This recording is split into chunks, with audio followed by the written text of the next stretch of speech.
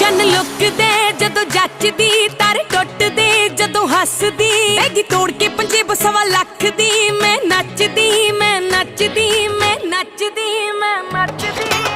ਬੈਠੀ ਲੈਂਬੋ ਵਿੱਚ ਲੰਬੀ ਗੁੱਤ ਕਰਕੇ, ਨੀਲੀ ਅੱਖ ਤੇ ਬਲੈਕ ਸ਼ੇਡ ਧੜਕੇ, ਟਿੱਕਾ ਸੋਹਣਾ ਚੁੰਮ ਕੇ ਵੀ ਲਾਜਵਾਬ ਨੇ, ਰੰਗ ਚੋਰੀ ਕੀਤਾ ਗੱਲਾਂ ਤੋਂ ਗੁਲਾਬ ਨੇ। ਓਕੇ ਕਰਦੇ ਤਾਰੀਫ ਮੇਰੇ ਨੱਕ ਦੀ।